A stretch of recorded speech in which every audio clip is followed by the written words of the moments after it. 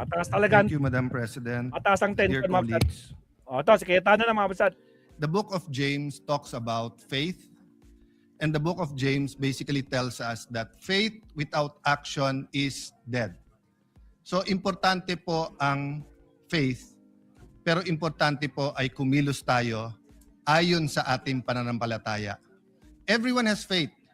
Some people have faith in money, some people have faith in relationships, some people have faith in power. But of course, I'm talking about the faith in God, the faith in our country, and the faith in each other. So, Madam President, this leadership change is an opportunity for the Senate to take the lead in areas where the ordinary Filipino feel neglected. Without pointing fingers or no condemnation for any other leader or any other Congress in the past, let me talk about how I feel people feel at this point in time. I do believe that despite our algorithms in our social media and despite the news, most people are not talking about politics. Yes, they're talking about whether they like President Marcos, VP Sara, or all the other contenders. Whenever there are surveys in the news, pinag-uusapan sinong pambato nila sa 2028. But I would say that these are more politicians and political junkies. Most of our people are just trying to have a comfortable life, and more than that, just trying to exist. Yung personal safety lang, makapag-aral yung anak, madala sa ospital or may gamot man lang kung may sakit, how to make ends meet, paano siguraduhin na kung part-time yung trabaho, magkasya. Pag hindi part-time yung trabaho, siguraduhin na hindi magsara yung kumpanya o yung maliit na negosyo. People are thinking about the future of the country, but the reality is we act as individuals and as families and as communities before we act as a nation. Madaming umaasa sa leadership change na to sa pagdating ng direksyon ng ating bansa. So we can keep talking about Senator Bato. And 100%, I will always owe him for risking his liberty. And after siya habuling kahapon, risking his safety and his life, risking his quality time with his family, risking the many, many things that he can do for being here today. No one can say where he'll be going in the next few days, the next few weeks. I really hope we all realize that the Constitution is the highest law of the land. Me, I follow the Bible, then the Constitution. So walang anumang bansa ang inuuna ang international court sa kanilang sariling konstitusyon. Kahit anong treaty po, sabi po sa Pangilinan versus Cayetano Supreme Court case na kapag kayong treaty o nilalaman nito o implementation nito, I'm paraphrasing, is unconstitutional, ang masusunod yung Constitution, hindi po yung batas. So putting that aside, putting aside, like everyone else, I am tempted to talk about politics or to talk about Senator Bato. When we talk about corruption, partly it is about politics because the mishandling of the flood control scam, and when I say mishandling, I'm talking in general, whether you talk about the ICC, whether you talk about the whole of government, whether you talk about the DPWH, whether you talk about the Blue Ribbon Committee, even myself, even my participation in any of this investigation or non-participation, nilalahat ko na. We all mishandled it for many reasons. We didn't start with the truth. We didn't start with sino ang most guilty, ano ba talaga ang ghost, ano po ang hindi, etc. But the point is, Mr. President, Madam President, napakalaki ng issue na to in terms of amount and in terms of time and saan na ilagay. To give you a perspective, 50 billion lang ang budget ng DPWH in the last year of President GMA. But I think last year, 2025, kung na-release lahat, I think 2024, lumampas ng 1 trillion sa pesos sa DPWH alone. Pero hindi totoo na lahat ng flood control ay ghost. At hindi totoo na binulsa ang buong 1 trillion pesos or binulsa ang buong 350 billion. Pero yun ang tumatak. And the problem is, any Tom, Dick, and Harry na barangay captain, konsihal, mayor, congressman, even senators, administration, opposition, pag merong kang isang contractor dun sa lugar na yon, nakasama sa listahan, ang target hindi the truth eh.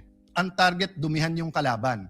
So, I remember from the start of my career, yung nagsasabi sa akin, pag naglabang kayo sa putikan, lahat kayo mapuputikan. No, you cannot get in the mud to fight someone and then siguro si Bato mukha ni Mr. Clean.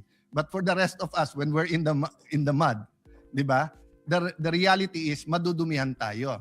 And the problem there, the context that I want to say is that during a crisis, we have a global crisis, energy crisis, crisis of inflation, crisis of faith in government, crisis in international law with what the US, Iran and its allies, US and Israel are doing. The rule of law is being debated all around the world. Even Europe, the oldest allies of the US, many of the principles is being thrown out of the window every day. So there are several crises ongoing.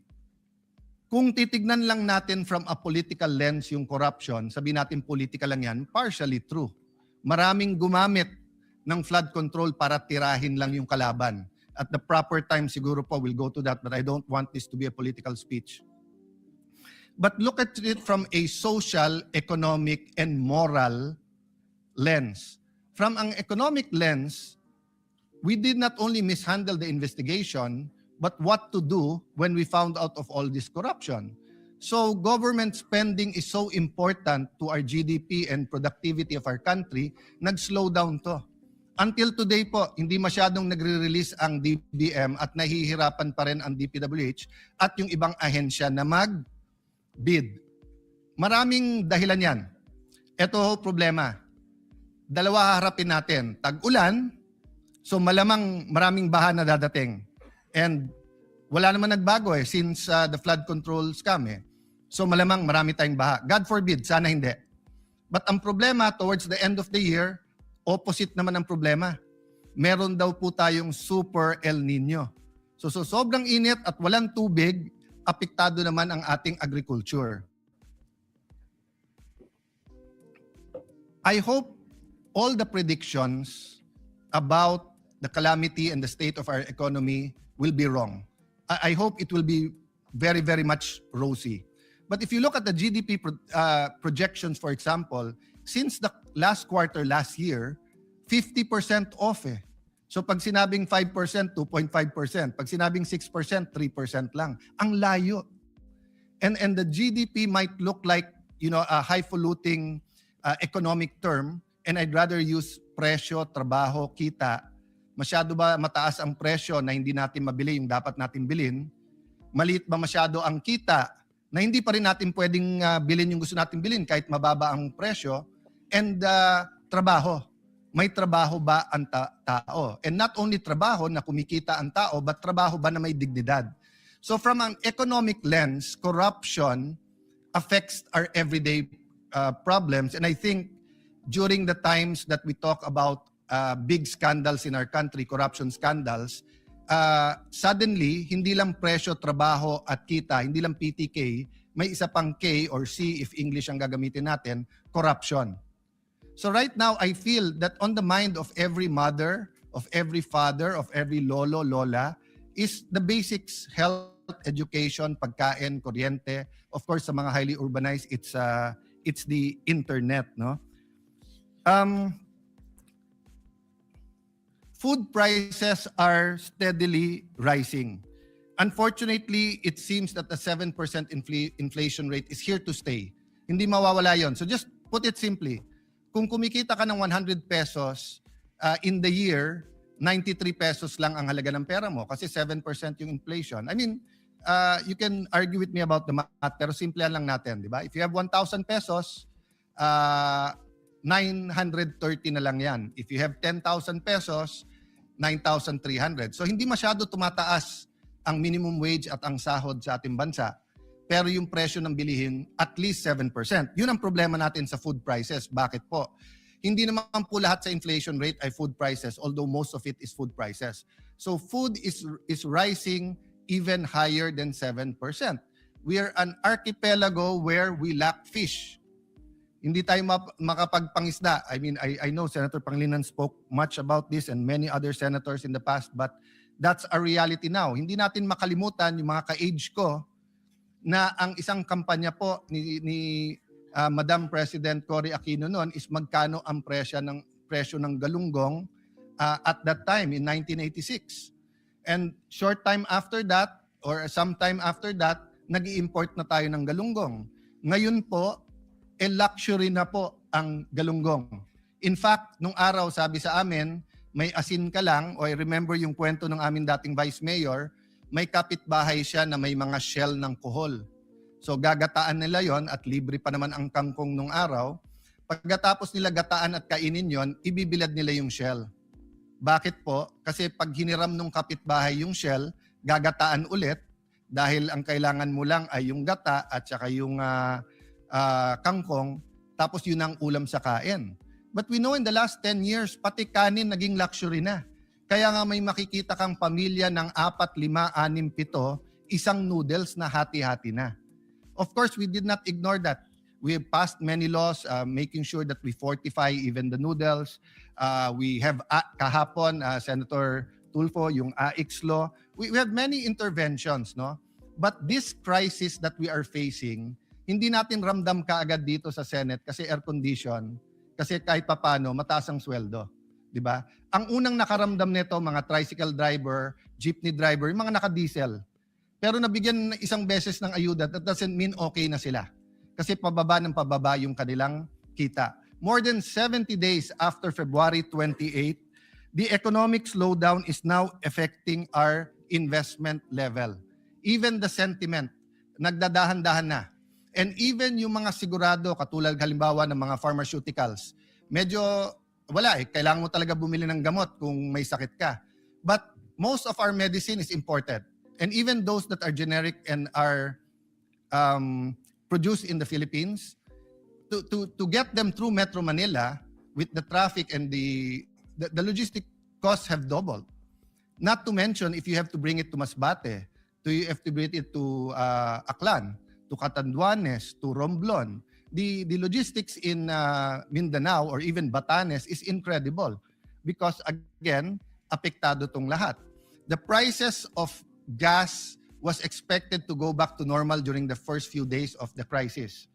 Unfortunately, tinamaan yung critical infrastructure. So halimbawa po sa Qatar at Bahrain, nung tinamaan po ang natural gas, ang subproduct or yung byproduct ng natural gas is urea or yung pangunahing ingredient or ginagamit na fertilizer. So tatlo kagad yung tama. Bakit? Europe uses liquefied gas or natural gas for heating. So tumaas ang presyo ng diesel ng yung mismong planta ng urea, tumaas ngayon yung presyo ng fertilizer. India, who has the best processing plants or one of the best and supplies to us and to Asia, ang problema, they have more than 1.4 billion people. And they also use heating gas, they also use diesel, they also use urea, and they are the first to say, we will not export rice, we will not export fertilizer unless our needs are there. So I thank the Vietnamese government for continuing to help us by the supply of rice.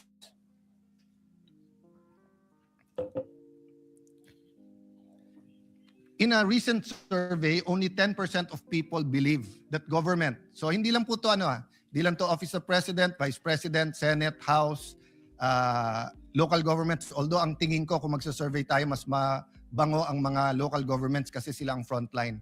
Only 10% of people believe that we are actually addressing the high prices of even the basic goods.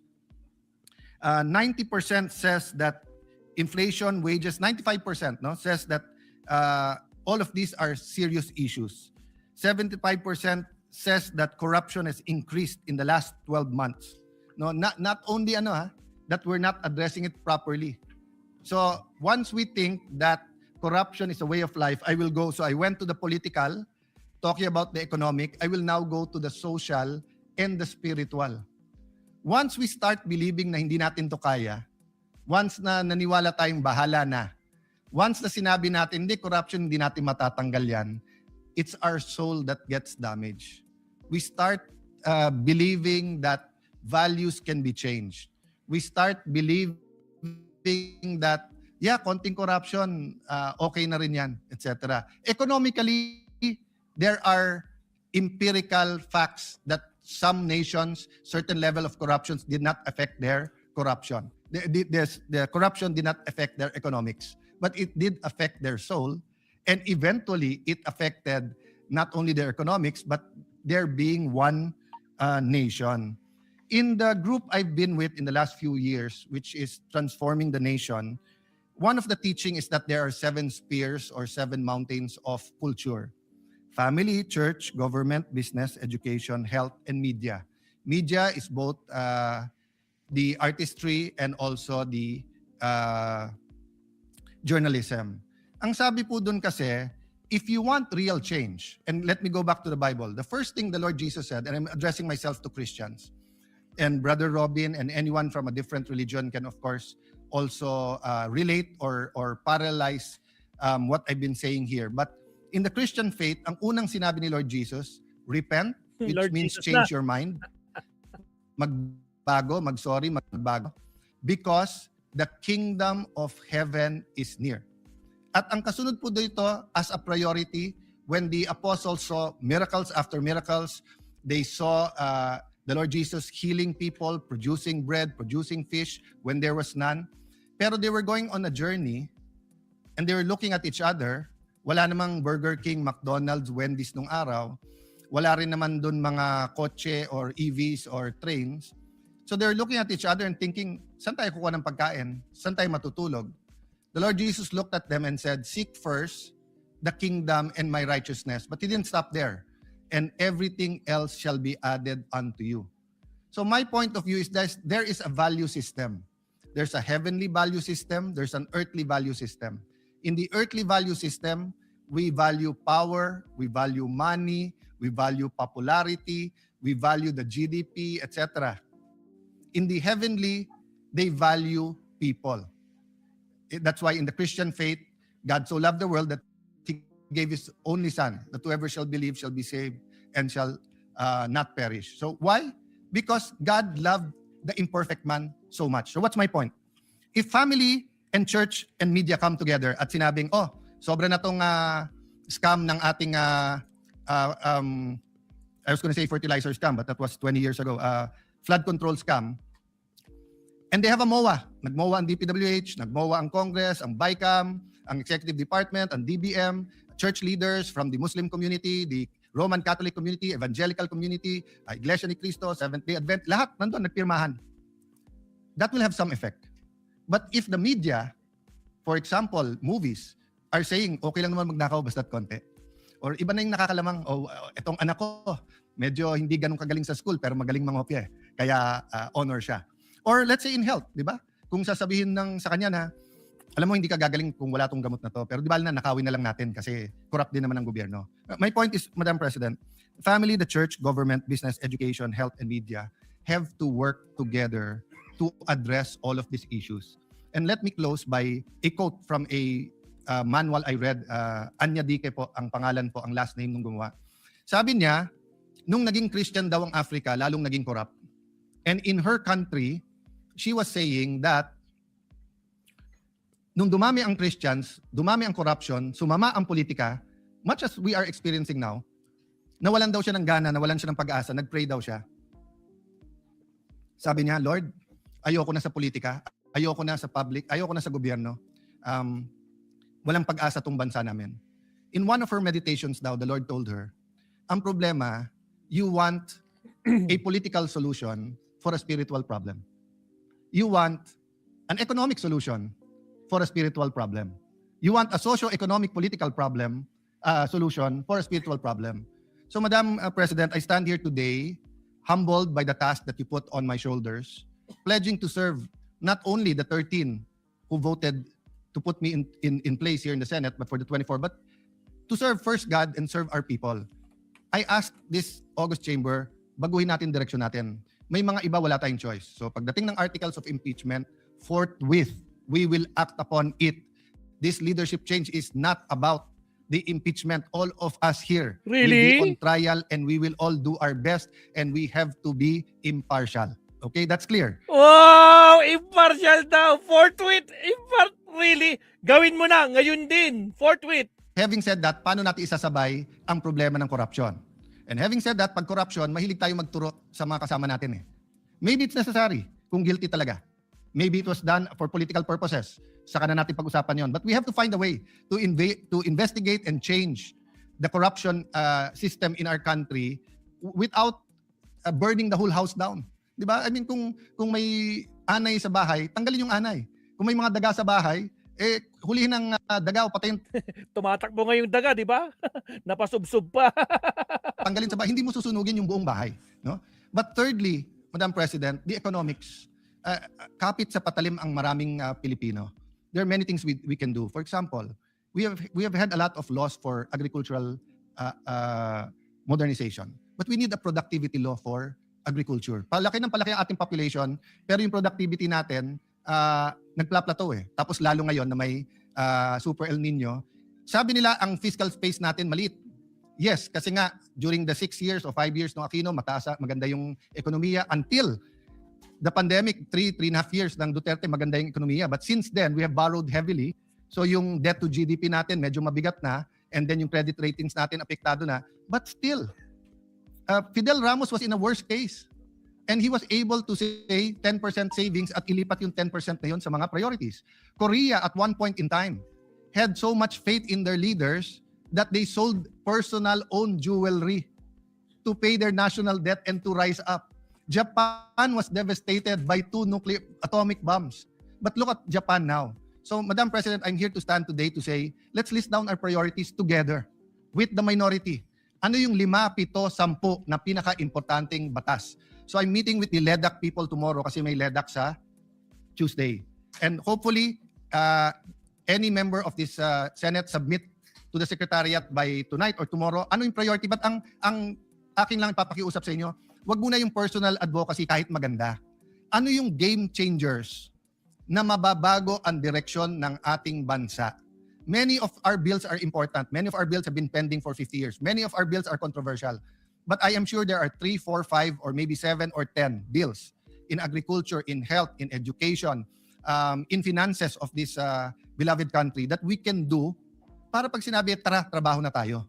Hindi trabahong politika. Hindi trabahong tirahan, hindi trabahong bato-bato sa langit pag dumating sa Senado, sinong magagalit. Hindi po. Trabahong tapos na yun eh. Tapos na Monday, tapos na kahapon. I'd like to take this opportunity. Ang CIDG po, nagsabi today, kung tama yung news report, they will respect our having custody of Senator Bato. So, hindi na siya isusupina. But with the permission of Senator Bato, if they want to investigate the EJK, they can come here and they can interview you. None of us are above the law.